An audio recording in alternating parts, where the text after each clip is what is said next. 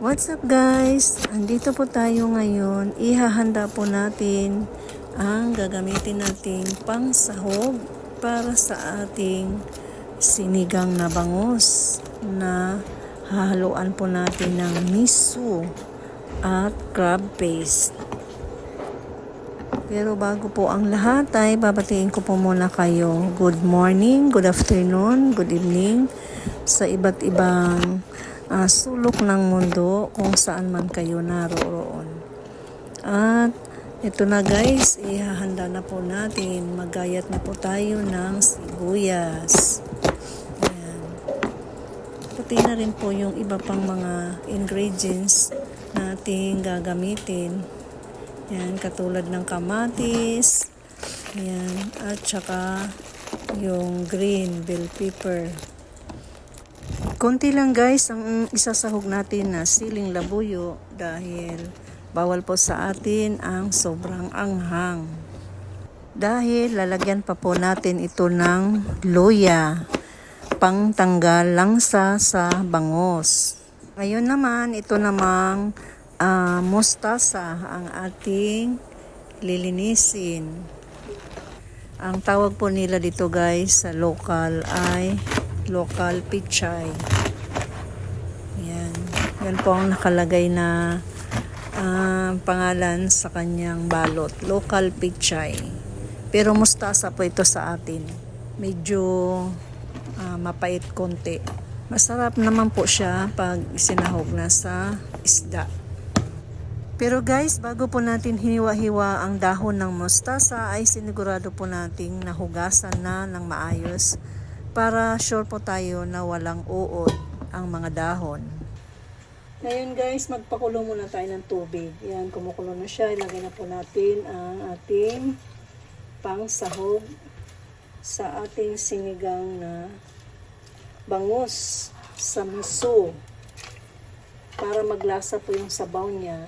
Yan. Isang buong sibuyas po yung nilagay ko guys para mas masarap. Ngayon, lagay po natin ang soybeans or miso. At saka, meron din akong yan, crab paste.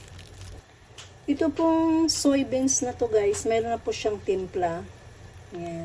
Lagyan ko lang po siya ng isang spoon. Kasi baka naman maalat sobra. Yan, ito siya guys. Tapos, yung ating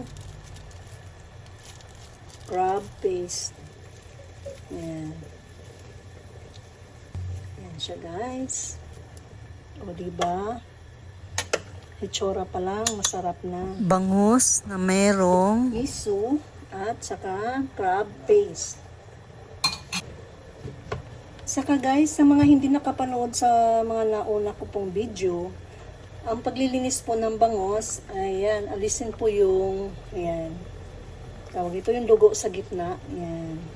Tsaka bago mo siya hiwain, ay kailangan na hila mo na siya or nabatak mo na para yung laman ay hindi po kakapit sa tinik. Kung may bata man nakakain, ay madali po niyang matanggal yung tinik. Kahit yung tinik sa buntot, madali lang po siya talagang matanggal kapag binatak po siya. Yung bago mo kaliskisan, syempre para mahawakan mo siya ng buo, kailangan mo siyang batakin muna para tumunog. It means luluwag na yung laman sa mga tinik. Hindi ko rin naman po siya alam, natutunan ko lang din po yan sa isang kapitbahay namin doon sa Pilipinas. Mahilig siya sa bangus. Yan siya, diba guys? Masarap. Ganun lang kasimple guys. O, diba? Antayin na lang po natin maluto. Or pwede na natin palang ilagay ang mustasa or local pichay. Magmasarap. O yan guys. Mas maraming gulay, mas masarap. Pag naluto naman na siya, kakunti na lang yan. Marami lang siya tignan kasi hindi pa naluto. Ayan guys.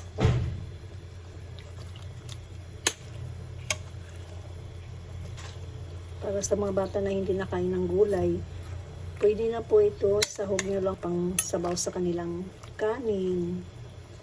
O, diba? Lagyan natin siya ngayon ng black pepper uli. Ayan. Para mabango.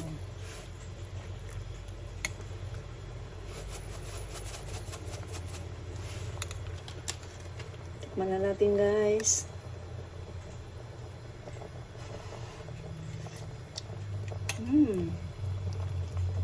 Sarap na.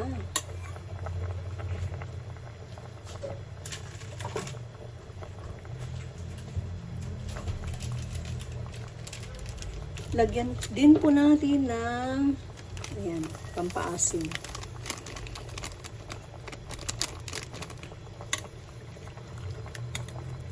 Ako guys, hindi ako naglalagay ng maraming maasim kasi mas gusto ko pa rin malasahan yung isda. Pag marami kasing maasim, nawawala na yung lasa ng isda.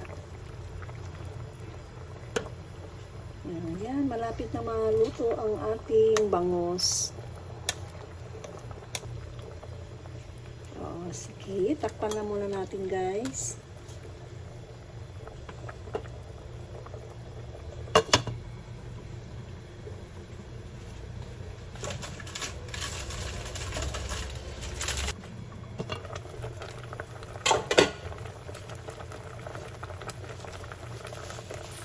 Lalagyan ko siya ngayon guys ng seasoning na Magic Sarap. Basta ako nilalagyan ko ng seasoning. Kayo na pong bahala guys kung ano yung gusto nyo pampalasa. Sa pangtikim. Hindi ko na nilagyan ng patis guys kasi maalat na yung may timpla na po yung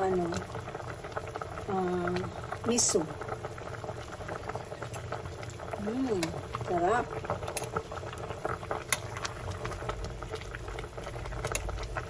Hindi siya matabang, hindi rin naman siyang maalat. Katamtaman lang.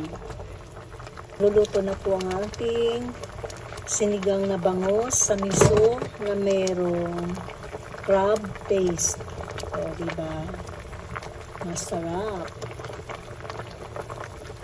Bye! Thank you for watching guys. See you on my next video.